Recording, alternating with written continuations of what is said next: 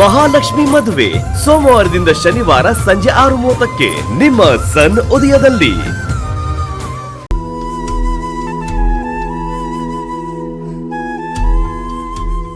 ಅಲ್ಲ, ಅಮ್ಮ ರಾತ್ರಿನೇ ಹೋದ್ರು. ಎಲ್ಲ ಹೋದ್ರು? ಬೆಳಗಾಗೋಯ್ತು, ಇನ್ನು ಬಂದಿಲ್ಲ. ಎಲ್ಲ ಹೋದ್ರಿ ಇವ್ರು? ನಾನಿನ್ನೂ ಪೂರ್ತಿ ವಿದ್ಯೆ ಕಲ್ತಿದ್ದೀನೋ ಇಲ್ವೋ ಅದು ಗೊತ್ತಿಲ್ಲ. ಅಕಸ್ಮಾತ್ ಅಮ್ಮ ಏನಾದ್ರೂ ವಾಪಸ್ ಬರ್ಲಿಲ್ಲ ಅಂತಂದ್ರೆ ನನ್ನ ವಿದ್ಯೆ ಅರ್ಧಕ್ಕೆ ನಿಂತು ಹೋಗುತ್ತೆ. ನಾನು ಆ ಮಾಯಮ್ಮನ ವಿರುದ್ಧ ಹೋರಾಡೋದಕ್ಕಾಗಲ್ವಾ? ಅವಳನ್ನ ಗೆಲ್ಲೋದಕ್ಕಾಗೋದಿಲ್ವಾ?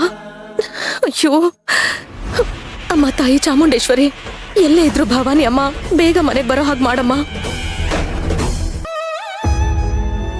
ಮಗಳೇ,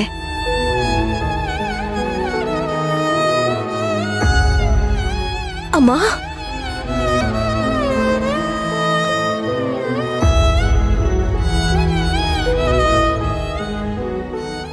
ಅಮ್ಮ, ಎಲ್ಲ ಹೋಗಿದ್ರಿ ನೀವು? ಏನಮ್ಮ, ನಾನ್ ಕೇಳ್ತಾನೆ ಇದ್ದೀನಿ, ನೀವು ನೋಡಿದ್ರೆ ಸುಮ್ನೆ ನಗ್ತಿದ್ದೀರಲ್ಲ. ರಾತ್ರಿ ಹೋದವ್ರು ನೀವು ಇವಾಗ ಬರ್ತಿದ್ದೀರಾ?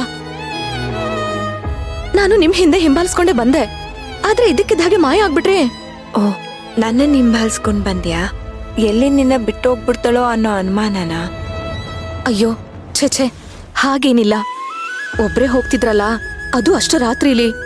ಮೊದ್ಲೇ ಜನ ಸರಿ ಇಲ್ಲ, ಅದಕ್ಕೆ. ಅಭಯ ನೀಡೋ ನನ್ಗೆ ಯಾವ ಭಯ ಸೇವಂತಿ? ಏನಂದ್ರೆ? ಏನೂ ಇಲ್ಲ. ಆದ್ರೂ ನನಗೆಷ್ಟು ಭಯ ಆಯ್ತು ಗೊತ್ತಾ ಅಮ್ಮ? ಭಯನಾ? ಏಕೆ?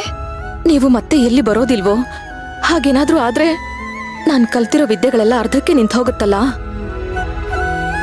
ಆಮೇಲೆ ಮಾಯಮ್ಮನ್ ಮುಂದೆ ನಿಂತ್ಕೊಂಡು ಹೇಗ್ ಹೋರಾಡೋದು, ಅವಳನ್ನ ಹೇಗ್ ಎದುರಿಸೋದು ಅಂತ ತುಂಬಾ ಭಯ ಆಗಿತ್ತು. ಸೇವಂತಿ, ಈ ದೇವಿ ಮಾತ್ ಕೊಟ್ಮೇಲೆ ಯಾವತ್ತೂ ಯಾರನ್ನೋ ಅರ್ಧಕ್ಕೆ ಕೈ ಬಿಟ್ಟಿಲ್ಲ. ಕೆಲವೊಮ್ಮೆ ನಮ್ಮೋರ ಐಶ್ವರ್ಯ ಸಿಕ್ಕಾಗ ನಮ್ಮನ್ನ ಮರ್ತು ಬಿಡ್ತಾರೆ. ಆದ್ರೆ ನಾವಾಗಲ್ಲ. ನಮ್ಮನ್ನ ಯಾರೇ ಮರ್ತ್ರು ನಮ್ಮ ಮಕ್ಳನ್ನ ನಾವ್ ಯಾವತ್ತೂ ಬಿಟ್ಕೊಡಲ್ಲ. ಅದ್ ಸರಿ ಅಮ್ಮ, ನೀವೆಲ್ಲ ಹೋಗಿದ್ರಿ? ನಾನ ಸಂಚಾರಕ್ಕೆ ಹೋಗಿದ್ದೆ. ಸಂಚಾರನಾ? ಹಾಗಂದ್ರೆ ಏನಮ್ಮ?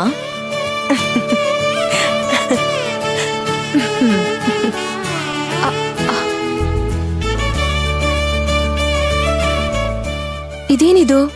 ಸಂಚಾರ ಅಂದ್ರೆ ಏನು ಅಂತ ಕೇಳಿದ್ರೆ ಅಮ್ಮ ಏನು ಮಾತಾಡದೆ ನಗ್ತಾ ಹೋಗ್ತಾ ಇದ್ದಾರೆ. ಹೌದು, ಈ ಸಂಚಾರ ಅಂದ್ರೆ ಏನಿರಬಹುದು? ಎಲ್ಲ ಹೋಗಿದ್ರು?